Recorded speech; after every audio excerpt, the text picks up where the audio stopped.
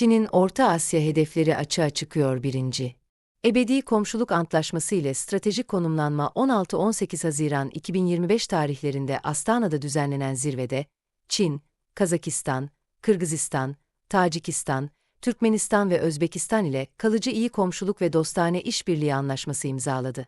Bu anlaşmayla Çin, ticaret, enerji, altyapı, güvenlik ve eğitim gibi stratejik alanlarda işbirliğinin yolunu açtı ve bölgedeki etkisini derinleştirdi. 2. Kuşak ve yol girişimiyle altyapı atılımı Çin, 2025'in ilk yarısında Orta Asya'ya toplamda yaklaşık 25 milyar dolarlık kuşak ve yol yatırımı gerçekleştirdi. Bu yatırımların 23 milyar doları yalnızca Kazakistan'a yöneldi. Ana projeler arasında Çin-Kırgızistan-Özbekistan Yük Demiryolu, 523 kilometre, tahmini tamamlanma, 2029 ve Rusya'yı bypass eden Hazar Ötesi ve Orta Koridor rotaları yer alıyor. Bu da Çin'in lojistikte stratejik bağımsızlığını güçlendiriyor. 3. Eğitim ve kültürel değişim yoluyla yumuşak güç Çin, teknoloji alanında eğitim amacıyla 3000 Orta Asyalı öğrenciye burs vereceğini açıkladı. Ayrıca Konfüçyüs enstitüleri, dil programları ve ileri teknoloji eğitimleriyle kültürel etkisini artırıyor. Yerelleştirme adımları, örneğin Kazakça içerikler, Çin'in bölgeyle kültürel yakınlaşma çabalarını gösteriyor. 4. Enerji ve doğal kaynakların güvence altına alınması Çinli şirketler, Kazakistan'da uranyum madenciliği ve hidrojen merkezleri gibi projelere yatırım yaparak stratejik kaynaklara erişimini güvence altına alıyor. Orta Asya hala petrol, doğalgaz, lityum ve nadir toprak elementleri açısından zengin bir bölge ve bu kaynaklar Çin'in ileri teknoloji ve yeşil enerji hedefleri için kritik önemde. 5. Güvenlik ve jeopolitik etki alanının genişletilmesi zirvede, terörle mücadele, bölgesel güvenlik ve Afganistan istikrarı gibi konularda işbirliği anlaşmaları yapıldı. Çin'in askeri varlığı da artıyor. Silah ihracatı, ortak tatbikatlar ve güvenlik işbirlikleri Rusya'nın geleneksel bölgesel etkisini zorluyor.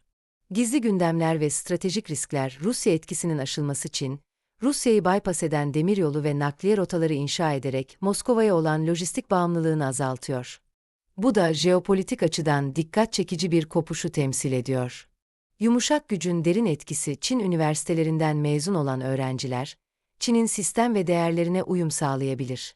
Bu da uzun vadede bölgesel kültürel ve siyasi dinamikleri değiştirme potansiyeli taşıyor. Ekonomik baskı, politik etki kuşak ve yol kapsamında sağlanan krediler ve yatırımlar, Çin'e bölge üzerinde büyük nüfuz sağlıyor.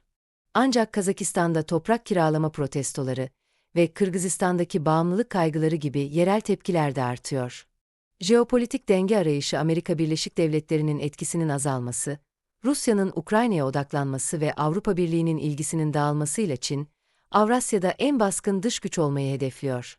Özet, yumuşak güç sert güce karşı alan başlıca girişimler sert güç altyapı, demiryolu, enerji, taşımacılık, güvenlik anlaşmaları yumuşak güç eğitim bursları, dil ve kültürel entegrasyon jeostrateji Rusya'ya denge, Batı etkisini azaltma Çin'in eğitim, yatırım ve güvenlik işbirliklerini bütünleşik şekilde kullanması, Orta Asya'yı hem ekonomik hem kültürel, hem de siyasi anlamda etki alanına katma stratejisinin bir parçası.